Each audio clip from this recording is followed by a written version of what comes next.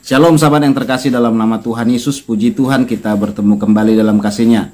Sahabat yang terkasih, masih ingat permainan yang lagi viral saat ini, yaitu permainan lato-lato. Ini sahabat yang terkasih permainannya, mainnya begini.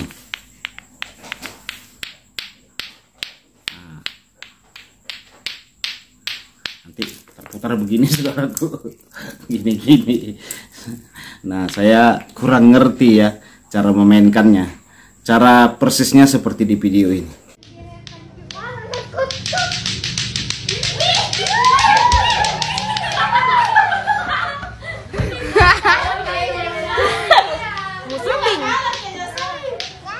Iya.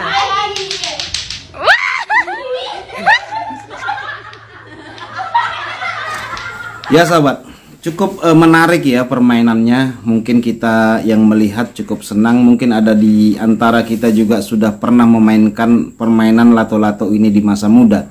Namun saat ini permainan ini lagi viral hampir di semua daerah dan di pelosok-pelosok daerah-daerah pedesaan, kota-kota memainkan permainan lato-lato ini.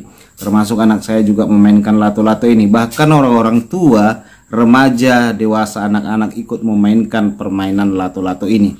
Memang cukup viral saat ini di Indonesia permainan ini sahabat. Bahkan permainan ini banyak diperlombakan saat-saat ini. Pertandingan-pertandingannya bahkan saya pernah melihat di media sosial ya.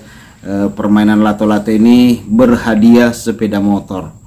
Jadi saking viralnya permainan ini sahabat, banyak oknum-oknum yang menggoreng mengenai berita atau sejarah lato-lato ini. Dari orang-orang yang tidak bertanggung jawab ini mengatakan bahwa permainan lato-lato adalah tanda-tanda menyambut Dajjal, menyambut orang Yahudi dan Illuminati katanya.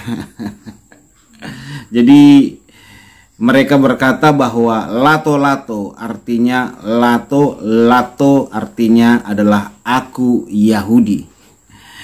Di media sosial, bahkan di media-media surat kabar saudaraku, bahkan media-media online memberitakan juga mengenai hal ini karena viralnya mengenai sejarah lato-lato ini yang berkata aku Yahudi.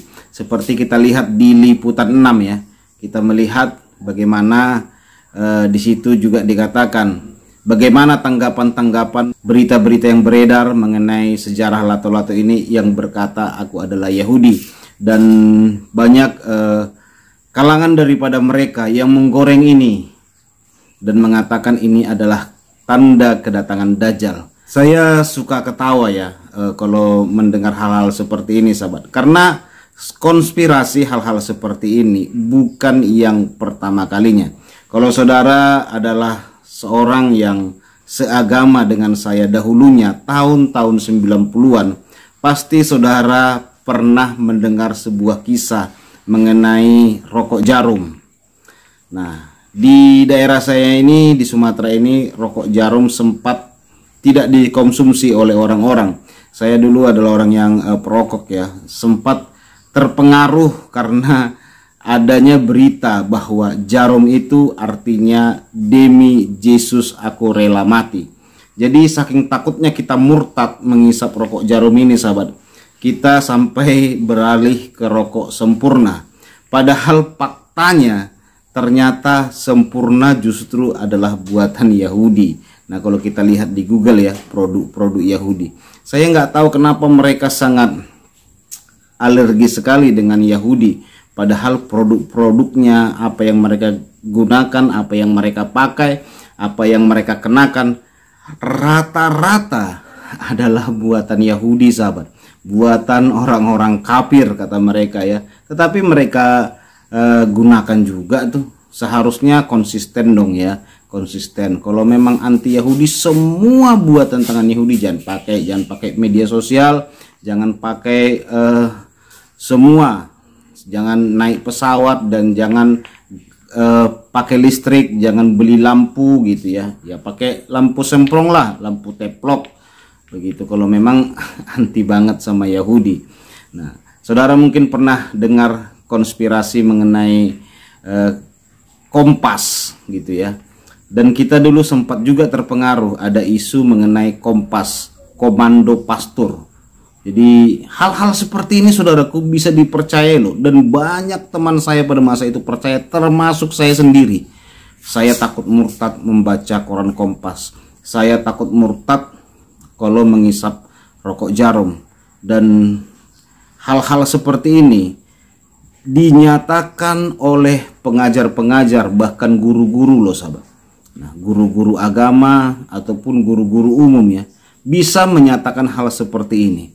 Dan ini kita dapatkan dari orang-orang yang dewasa pada masa itu, orang-orang yang kita bilanglah berpendidikan ya, karena mereka adalah guru-guru. Tetapi mereka berkata bahwa jarum itu adalah sponsor dari pembangunan gereja-gereja. Cukup lucu sekali ya. Saya belum pernah mendengar sebuah gereja itu berterima kasih kepada jarum karena dibangunkan sebuah gereja atau dibantu sebuah pelayanan. Saya sendiri dalam pelayanan penginjilan saya tidak pernah disponsori jarum sahabat, tidak pernah sampai sekarang. Jadi saya baru sadar ternyata itu adalah konspirasi hoak, konspirasi kebohongan yang membuat kita makin benci kepada non-muslim, makin benci kepada Yahudi.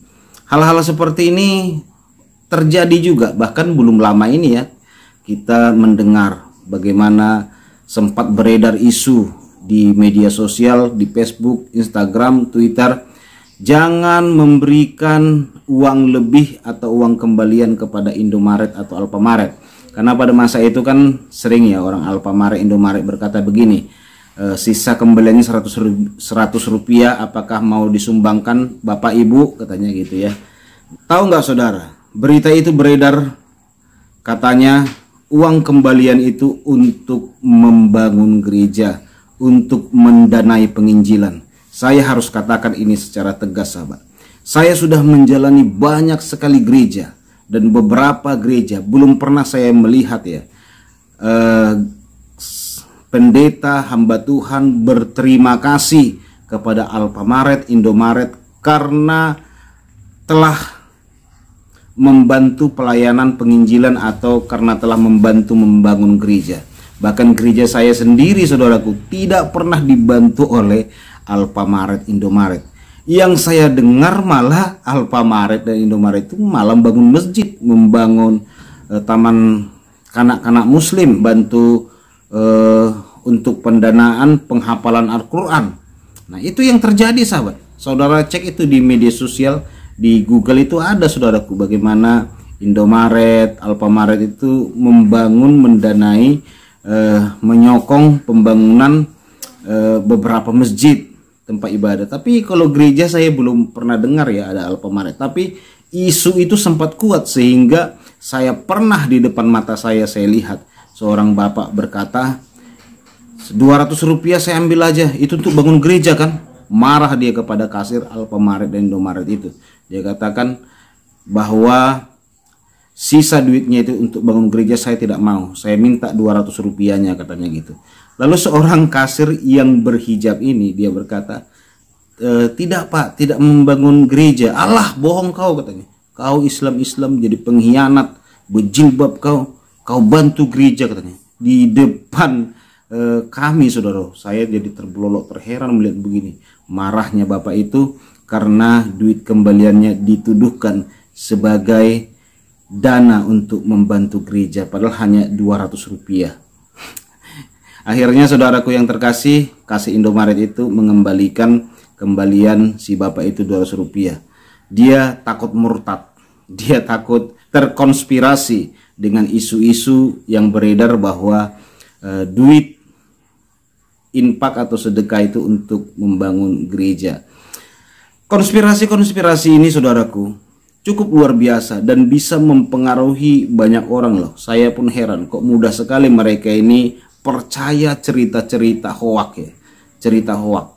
Tetapi puji Tuhanlah dengan adanya internet ini kita bisa meluruskan, kita bisa membongkar. Bagaimana seperti kami dulu saudaraku ya, tahun 90-an sampai kami tidak merokok jarum karena takut murtad, takut dituduh membantu gereja, takut dituduh membantu dana penginjilan. Bagi saudara yang hidup tahun 90-an pasti tahu mengenai isu rokok jarum dan isu mengenai media surat kabar Kompas yang artinya adalah komando pastor. Sampai kita tidak mau membaca Kompas pada masa itu. Aduh, kalau saya mengingat itu kedunguan saya, aduh kok longor kali saya ya, kok kok aneh sekali saya, kok bisa saya bulat-bulat percaya dan menelan berita itu, saudaraku. Dan hal seperti ini bisa jadi lato-lato ini ya, aku Yahudi dikatakan oleh mereka, dan bisa jadi banyak orang yang percaya, saudaraku, sehingga terjadilah hal-hal yang tidak kita inginkan ke depannya. Tetap waspada sahabat, berita-berita hoak, berita-berita palsu itu harus cepat-cepat dikuburkan, jangan sampai beredar di bangsa kita. Tuhan Yesus memberkati. Shalom.